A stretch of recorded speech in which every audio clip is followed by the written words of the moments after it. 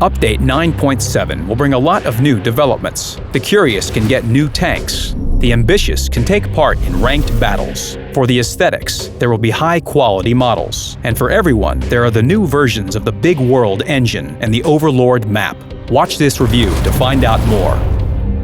Before Update 9.7, the French tech tree, while accurate, was a bit boring. There were branches for each vehicle type with only a single transition between them. Now, there are other interesting options. You can start researching light tanks with the new two vehicles, the FCM-36 or Renault R35. The alternative path to heavy tanks starts after the H-35. The new Somua S-35, Sarl 42, and Renault G1 are more dynamic than the current vehicles. The final two new vehicles are at the top of the medium tank branch. They are like the icing on the cake. Meet the alternatives to the Lorraine and the Bochet 25T, the AMX-30 prototype, and the AMX-30B. The main difference between new and old vehicles is that the new tanks have no autoloader. These new tanks are quite similar. The AMX-30B develops the ideas put into its precursor, so it has better characteristics. And this is logical when comparing vehicles in Tier 9 and Tier 10. Their weapons are very much like the German guns. The gun is very accurate, with high damage per shot, armor penetration value, and rate of fire. Its damage per minute can be compared to that of vehicles of the same tier. In general, this gun is excellent in all parameters. Among the advantages of the new French tanks are their good angles of gun elevation and depression.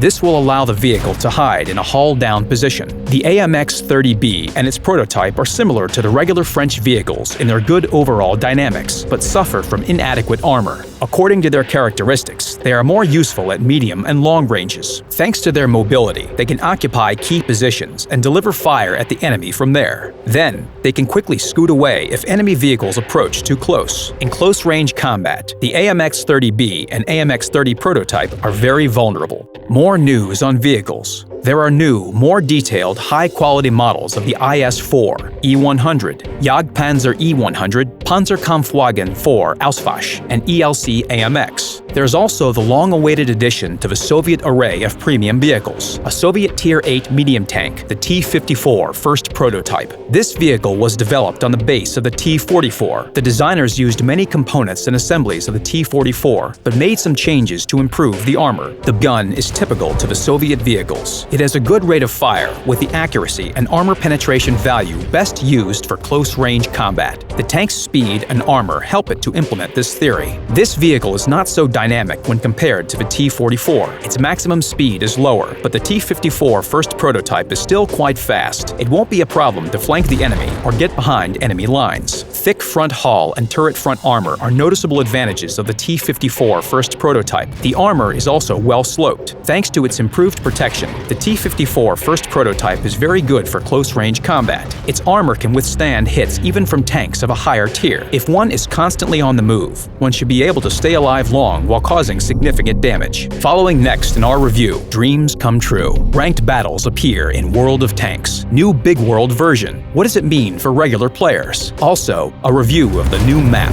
Overlord. The Ranked Battles mode is being introduced in Update 9.7. This is a new mode for team battles. Opponent teams are matched depending on their rating. This rating is not personal, but applies to the team as the whole. Opponent teams will thus be roughly equal in strength. Victories in ranked battles bring ranked points, as well as additional credits and special marks of distinction. Watch the special video to learn more details about ranked battles and how this system will work.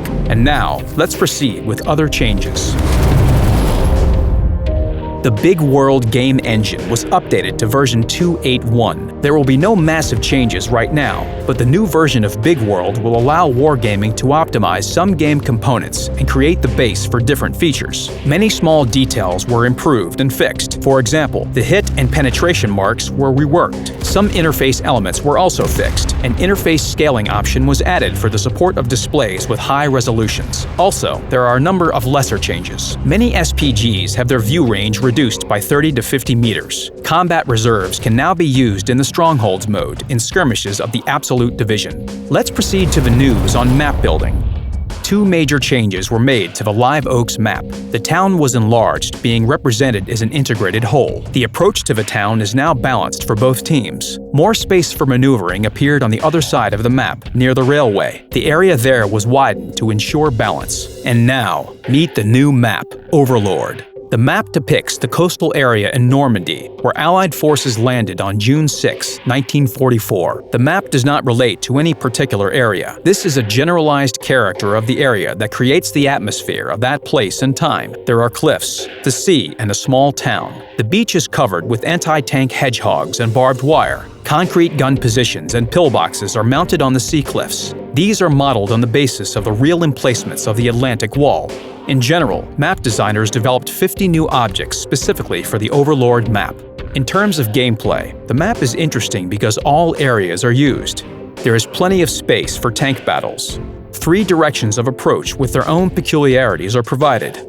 A wide beach with various cover spots is on the left flank. If this route is lost, the enemy will easily break through your lines to the base. The central part of the map covers the area from the coast to the mill. This area has 3 levels. Enemy vehicles can be spotted from the position near the mill, while cliffs under the bunkers will be a good place for a heavy tank clash. The widest part of the map stretches from the mill to the edge of the map. This area represents a field with low overgrown mounds. The mounds can be used in a variety of ways. For example, for a TD ambush or passive scouting. The most important thing is that these mounds cover the movement of vehicles. This area fits excellently for a flank breakthrough in fast vehicles. The Overlord map is contrary to Himmelsdorf. This is an open, wide map where players decide where they want to go. This is all for now. Good luck on the battlefield.